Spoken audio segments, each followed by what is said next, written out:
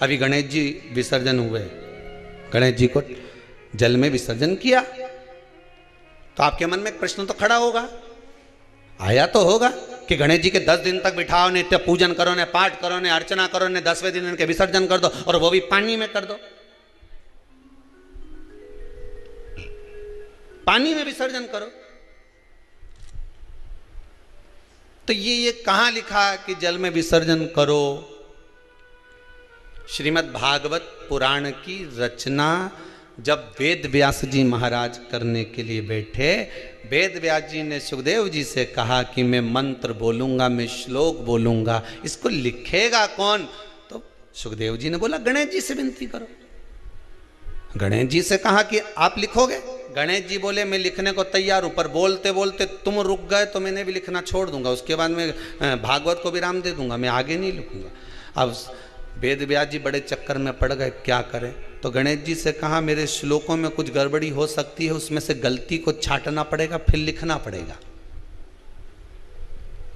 कितना सुंदर संबोधन श्री वेद व्यास जी ने कहा कि मैं जो श्लोक बोलूंगा आपको लिखने के लिए है, उसमें मैं कुछ गलती करूंगा, उस गलती को छांटना है, तब श्लोक लिखना है।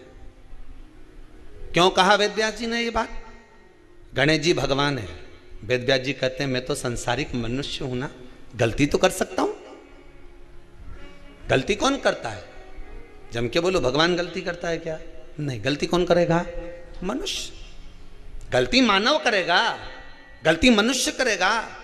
और गलती करने के बाद अगर हमसे अपनी जिंदगी में कोई गलती हो जाती है तो एक बार क्षमा मांगने में कुछ जाता है क्या? प्रणाम करने में कुछ जाता है क्या? निवेदन करने में कुछ जाता है क्या? नहीं। गलती हो गई मुझसे, तो गणेश जी आप गलती को छांटना, लिखना। गणेश जी महाराज लिखने बैठ गए, लिखते लिखते लिखते लिखते 10 दिन हो गए गणेश जी महाराज को। शरीर में ताप पड़ने लगा गणेश जी महाराज के। वेद व्यास जी ने गणेश जी के हाथ का स्पर्श करा तो शरीर तो तप रहा था।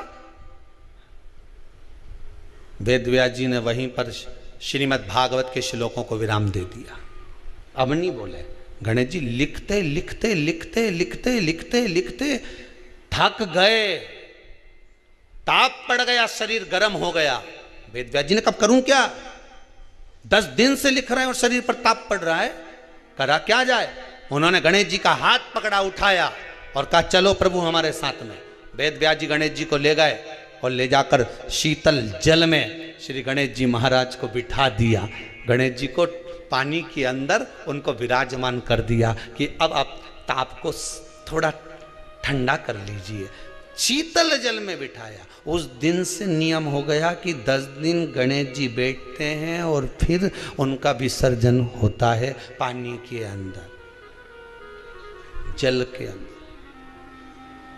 शरीर का ताप मिट जाए। तो गणेश जी ने वचन दिया है वेद व्यास जी महाराज को, आपने मेरे ताप को मिटाने के लिए मुझे जल में बिठाया है। जो मुझे जल में विसर्जन करेगा मेरा ताप तो मिटेगा ही, साथ में जो मुझे जल में विसर्जन करेगा उसके जीवन के भी ताप को मैं मिटा दूंगा, उसके जीवन के ताप को मैं मिटा दूंगा।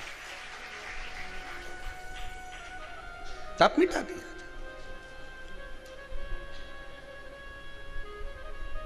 पर करो गणेश जी का विसर्जन, मना नहीं है हो, पर अच्छे से करो रे हो।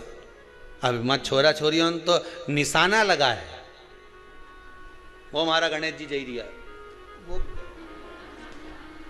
हमारा सबसे आगे पहुंचा तो इधर वाला ने इधर से फेंका, हो गया।